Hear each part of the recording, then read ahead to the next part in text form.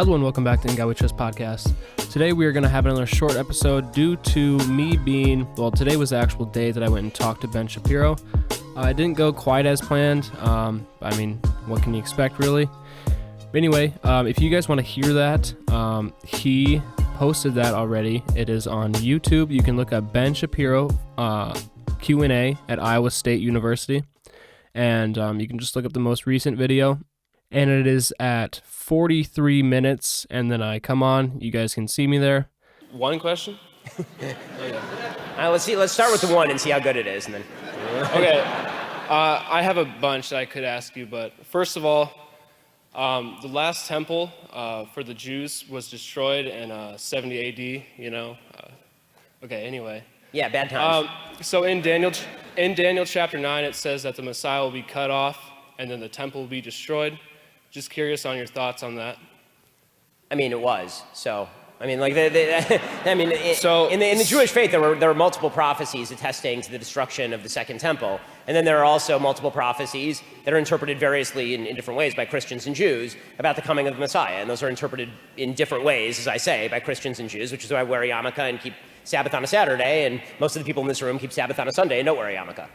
So you said that it was destroyed.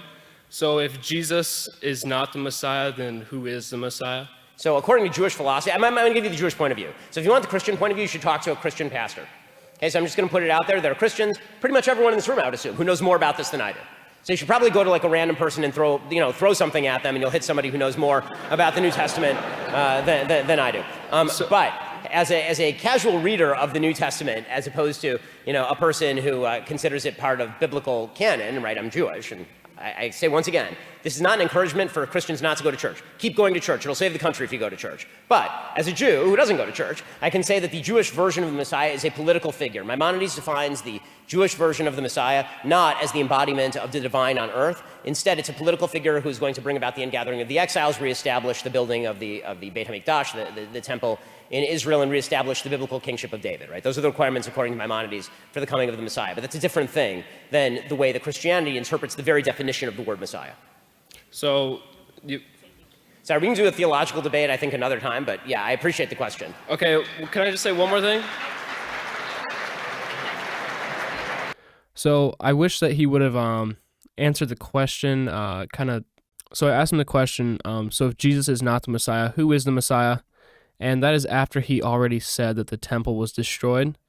So he's kind of contradicting himself there, but I really just wish I would have had more time for a few reasons. One, I feel like I could have said a few more things, but there was a lady that was telling me to leave on the side, and he really did not want to have that conversation at the time. But also I wanted to plug the podcast, and I didn't get the chance to do that.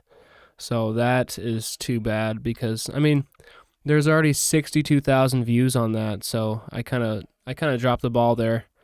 But it's whatever. That wasn't really my main mission, my main goal. I really just wanted to try to explain to him how in the prophecies about Jesus, it says that the Messiah will come, will be cut off, and the temple will be destroyed. And he stated up there that the temple was destroyed, so I was hoping that I would have had a little bit more time, but it got cut short, but that happens. Who cares? We'll get more chances like that, hopefully. So just a little FYI for what's happening here soon. Not sure what, today, I'm sorry, I don't really have anything. I'm sorry. All day today, I was getting prepared for talking to Ben, so I was not focused on this at all. But tomorrow we'll get back in the groove because this whole thing with Ben Shapiro is done. So that's kind of like a weight off my shoulders a little bit. But I don't know. I was looking forward to it, so it was nice. But anyway, today we'll just go over the slightest little thing, and that is forgiveness. And when I think of forgiveness, I think of if you can't really have like a meaningful relationship with someone if you don't have forgiveness, because I'm sure that everyone has been through a situation where someone has done something to you or something has happened to you from a friend or a loved one, and you'll just carry a chip on your shoulder. So you really just have to be forgiving and just think about how everything that happened in life, if it's a learning experience, then it's okay for you if you really took away something and learned. But if you keep repeating a mistake, or if someone keeps repeating a mistake to you, you should be having a conversation with someone and have those tough conversations, because those tough conversations can lead to a better relationship. And I hope that you guys actually do that and have those tough conversations, because that is where you have growth, and you can really experience a different level of communication with someone. So I hope that you guys had a little takeaway. Sorry I don't have much for you guys, but we'll be back on track tomorrow.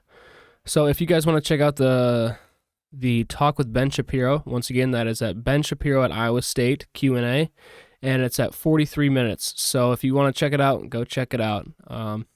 Yeah, and I guess I'd love to hear your thoughts somewhere, but I never really hear back from you guys, but it's all right. Okay, well, thank you for listening. Have a nice day, and God bless.